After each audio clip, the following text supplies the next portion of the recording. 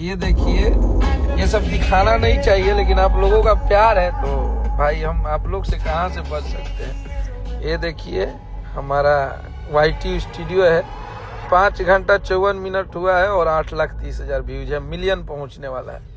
ये आप लोग का मोहब्बत मिलना चाहिए और ऐसा ही आप सबका कश्यप पहाड़ पर रास्ते रहेगा। किताब भूजा खा गईनी, राजा नहीं हर में कलम चबा गईनी। चलिए जुड़ जाइए आप लोग, हमारे भाई सब कैसे like basketball, football, cricket, lawn tennis etcetera. Golu ji Rahul connect बोले बजाई। और आज जौन गाना रिलीज भइल बा, पर्दा कर देनी जा आप लोग, एकदम धुआं हो गइल बा और बहुत तगड़ा व्यूज, बहुत तगड़ा रिस्पांस और बहुत जबरदस्त रिस्पांस। बहुत आप लोग गाना के प्यार आशीर्वाद देनी जा आप लोग और ये गाना के इतना सपोर्ट करनी जा कि गाना धूरा छोड़े बा आप सबके दिखाई देनी है, तब का में कुछ जो है वो दिखना चाहिए। और आप लोगों ने प्यार आशीर्वाद दे के अपने हिट मशीन, ट्रेंडिंग स्टार, जलवा पैदा करने की मशीन, अनेकों नाम आज उनको आप लोगों ने भर दिया और दिखा दिया कि कब वो खेसारी लाल यादव मतलब डिजिटल का किंग, यूट्यूब पर भाई उनका वादे है दुनिया में भोजपुरी में केहू इतना व्यूज अरेंज कर सकता, मतलब ऑर्गेनिक व्यूज। महेश बाबा आपको बहुत बहुत धन्यवाद, नमस्ते प्रणाम आपको, आप भी बहुत सपोर्ट किए हैं इस गाने को, तो दिल से लव यू बाबा आपको।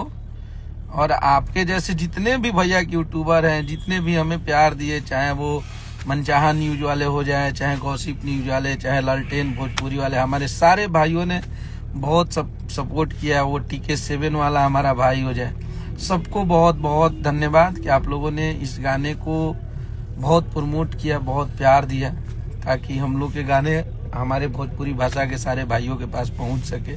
और आप लोगों ने इस गाने को रिकॉर्ड बना दिया कि 5 घंटे में 9 लाख व्यूज बा और तन के सिगारदा कह देव जाते 1 मिलियन हो जी आधा 1 घंटा में। तो बस आप लोग ऐसे ही आशीर्वाद प्यार देते रही जा। और हमनी के मेन चीज बा कि बहुत कमजोर आदमी है जा, तो हमनी के ओरिजिनल व्यू से मतलब रहेला चीज बढ़िया रही तो लोग सुनिया और आप लोग के प्यार मिली। तो बस आप लोग के आशीर्वाद प्यार यही तरी मिलत रहो, हमनी के मेहनत जारी बा। और शाम के आज इवेंट भी बा ये गाना के, तो कबो भैया चल गई 100 million, thank you so much भाई। ये सोच के तक वो गाने ना लिखाला कि 100 मिलियन, 200 मिलियन, 500 मिलियन, ये आप सबके पसंद के ऊपर है।